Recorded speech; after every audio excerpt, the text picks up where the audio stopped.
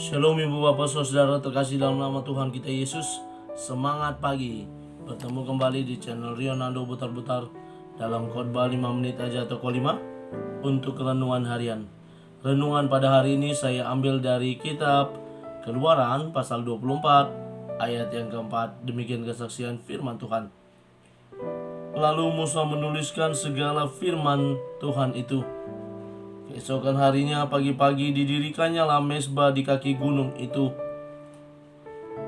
dengan 12 tugu sesuai dengan ke-12 suku Israel, melakukan firman Tuhan.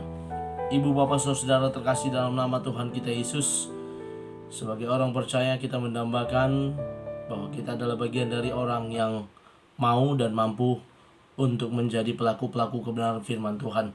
Setiap pembicara, pengkhotbah pasti mengharapkan orang yang mendengarkan firman Tuhan itu tidak hanya sebagai pendengar, tetapi juga sebagai pelaku kebenaran firman Tuhan. Ibu bapak saudara terkasih, nats ini merupakan bagian dari keseluruhan dari upacara pengikatan perjanjian antara Tuhan dengan bangsa Israel. Ketika Musa bersama Harun, Abihu, Nadab datang menghadap Tuhan, di mana Musa yang maju ke depan untuk mengikat perjanjian dengan Tuhan, di mana mereka berjanji untuk setia kepada Tuhan, berjanji untuk mendengarkan perintah Tuhan, berjanji untuk mau taat kepada Tuhan. Dan nats hari ini merupakan bagian dari kelanjutan dari perjanjian tersebut. Setelah Allah memerintahkan kepada Musa, segala firman yang telah diucapkan Tuhan itu akan kami lakukan. Itulah perjanjian mereka yang pertama. Lalu Musa menuliskan segala firman Tuhan itu. Setelah mereka berjanji, setelah mereka mendengar apa yang disampaikan oleh Tuhan, mereka berjanji untuk melakukannya. Dan apa yang dilakukan Musa?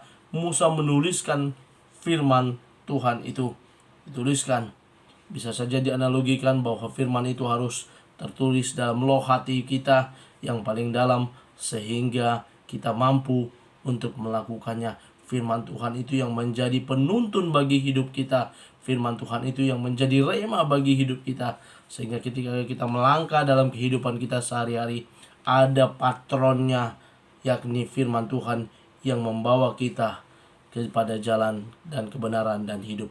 Sehingga firman Tuhan itu boleh menjadi cerminan kepada kita untuk tahu berkelakuan mana yang baik, yang berkenan di hadapan sesama, terlebih lagi berkenan di hadapan Tuhan.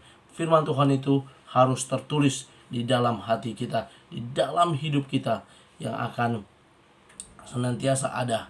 Ketika kita lemah, letih, lesu, maka firman itu yang akan menguatkan kita untuk datang kepada Tuhan. Karena firman itu pula yang berkata, marilah kepadaku semua yang letih lesu dan berbeban berat, aku akan memberikan kelegaan kepadamu. Setelah Musa menuliskan firman itu, lalu dikatakan di sini selanjutnya yang dilakukan oleh Musa adalah keesokan harinya pagi didirikannya lah mezbah di kaki gunung itu dengan 12 tugu sesuai dengan ke-12 suku Israel.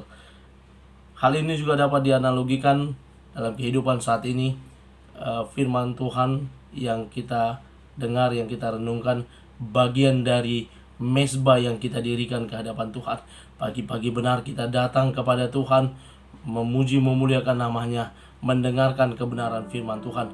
Kalaupun Tuhan mengizinkan saya pada hari ini berbicara di hadapan ibu bapak saudara terkasih yang sedang beribadah, yang sedang memuji Tuhan, memuliakan Tuhan, menaikkan suara pujian kepada Tuhan, dan kalau saat ini mendengarkan kebenaran firman Tuhan ini bagian dari ibadah mezbah yang Bapak Ibu Saudara lakukan, sehingga ketika kita memulai hidup, kita lebih pasti dan mantap memulai aktivitas kita, karena kita sudah membangun mezbah doa kita ke hadapan Tuhan.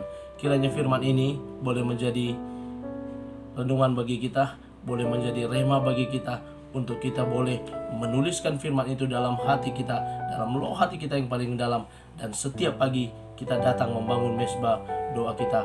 Dan saya titip renungan pagi setiap hari kepada ibu bapak untuk didengar dan dilakukan. Selamat beraktivitas. Tuhan Yesus memberkati. Shalom.